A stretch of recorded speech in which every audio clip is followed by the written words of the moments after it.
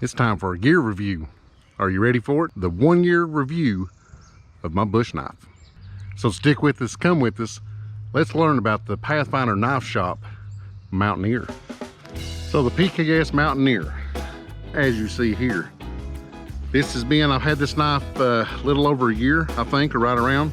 Took it on a few camping trips, and I'm wanting to give a year review after I've actually used it, not just to unboxing like the last video you seen, but actual some use. So just for a quick look, here's this big old Mountaineer, and this thing, man, this thing is awesome. I absolutely love this knife, and it's one big honking piece of steel, let me tell you. A lot of times I use it it feels about like using my axe. And as you can see straight off the bat, because you'll see it in the pictures, I named this knife Kathy. And the reason I did, we've got Item A, my Grand Force Brooks axe. That one's with me. That was named after my grandmother. I named this one Kathy because it's always on my side when I'm in the woods, just like Kathy. She's always by my side. So let's dive into looking at this thing and let me give you the details. So the PKS Pathfinder Knife Shop Mountaineer with curly maple handle. As of filming, this thing is $169.95, and let me tell you, it's worth every single penny of it. The dimensions on this thing and the specs is 3/16 inch 1095 high carbon steel with the 90-degree spine. Overall length is 10 inches. The blade is approximately 5.5 inches with a forged finish, and that's the Dirty by Design finish on it. Blade width is 1.536 inches. The grind on it is Scandinavian grind. I like the Scandi grinds. The handle is curly maple. Rockwell hardness is 55 to 60, and there is a lifetime warranty on this blade. So me and Kathy were just out camping, and I thought I would do the review on this knife because I've been putting it off and it's long overdue. So you can get the handle in this curly maple, which I really liked. It was something new when I bought this one. I think it's also got a micarta and walnut, maybe. I kind of looked at the website right then. I seen the micarta, but didn't see the walnut. But I like this curly maple on it. Now, the only problem I've had with this whole setup is the sheath.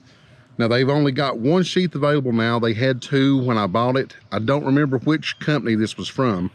The leather's good on it. It wasn't the leather. The belt loop back here broke on me. And, I'm fat, pushed on my side and stuff. So there was just one rivet in there.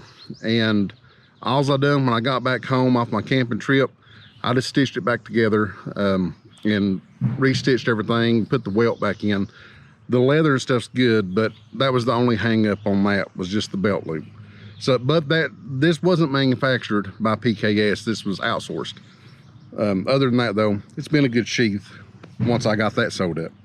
But now the knife itself, honestly, I bought it off the look because this thing just has a freaking awesome look to it.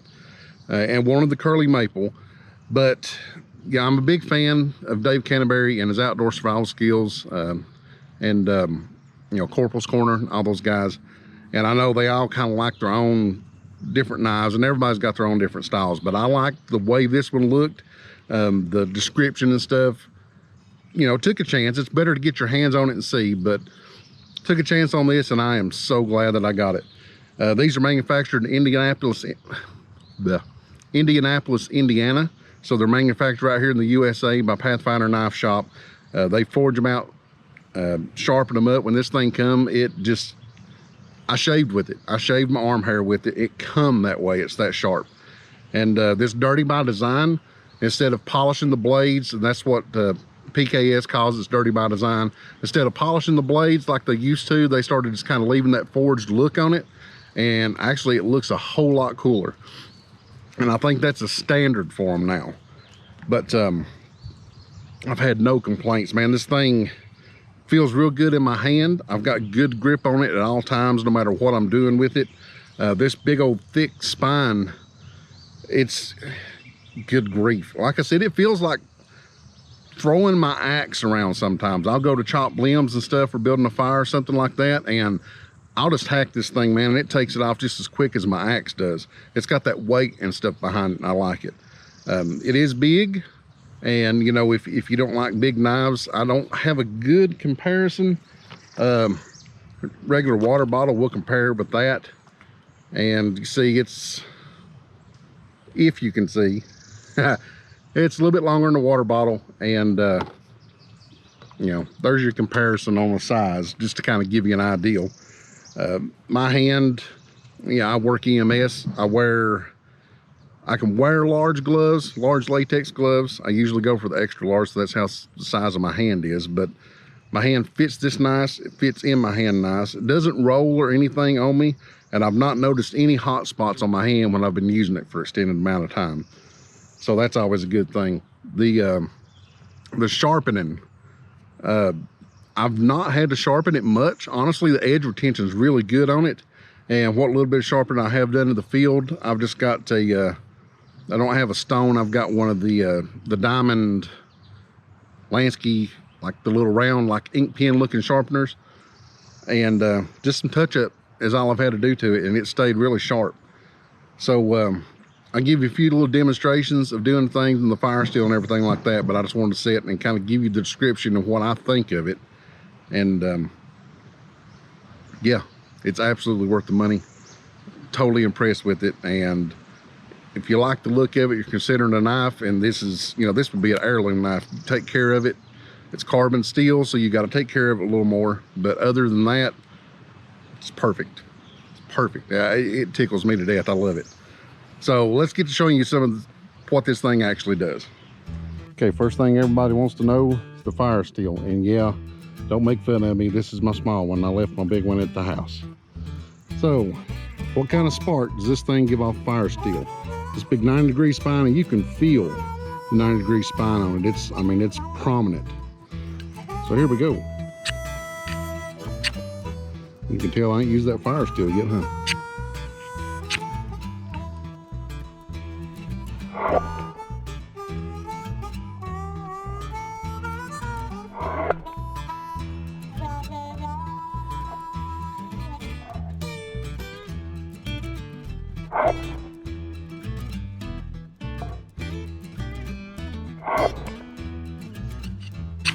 I hope you can see those sparks.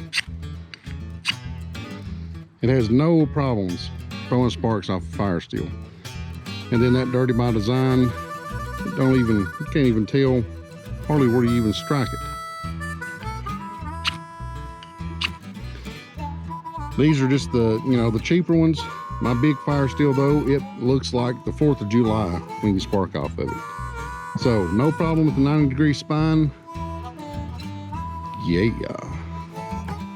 All right, next up is the feather stick test. Now, I'll tell you, I suck at making feather sticks anyway, so, take this with a grain of salt. But first off, I don't know the wood.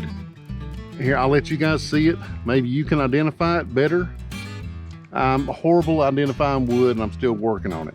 But it is hardwood. I do know that. It's not pine. And this is dry and seasoned. When I broke this off, man, it's totally dry. So just with that, shaving it down, you can see I can take fine shavings off if I need to. Take a bigger bite and take off big shavings. And I can go down the whole length of that blade. So for a feather stick, let's see if we can do this some.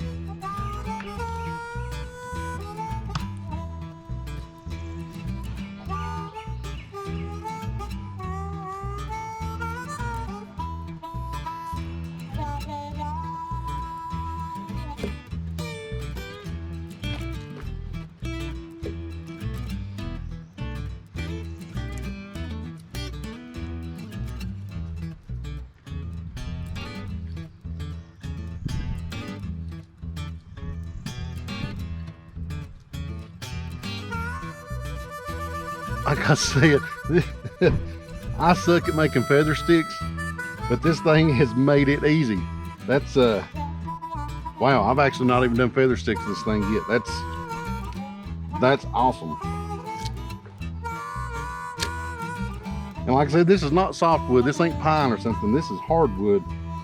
So of course it's a little tougher, but daggone, it's doing exactly what I want it to do.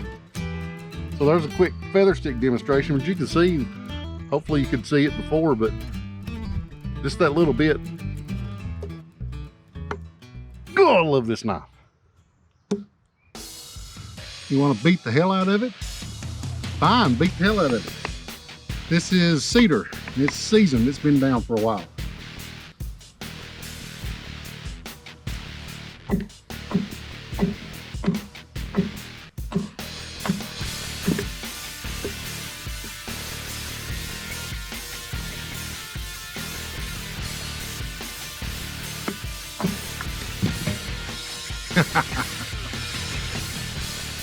This thing is so thick, you ain't gonna hurt it by beating on it at all. And that's one of the things I was looking for.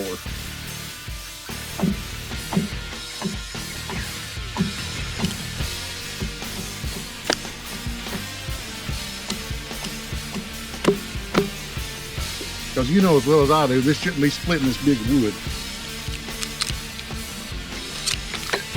And you can see the prizing power it's got. So you can beat the crap out of it because it's a huge hunk of steel. And then after all that, without even touching it up,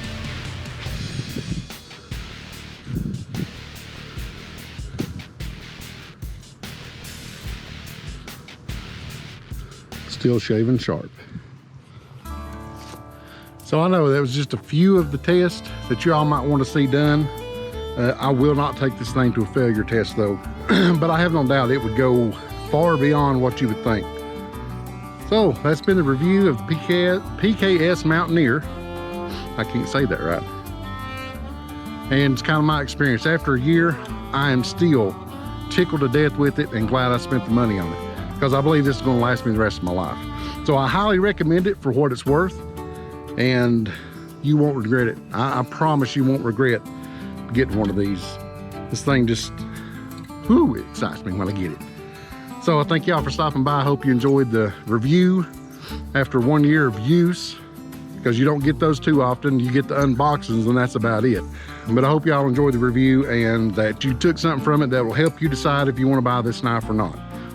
Any of their knives I think is going to be this kind of quality, and it's a lifetime workmanship guarantee. You know, it's a full tang knife.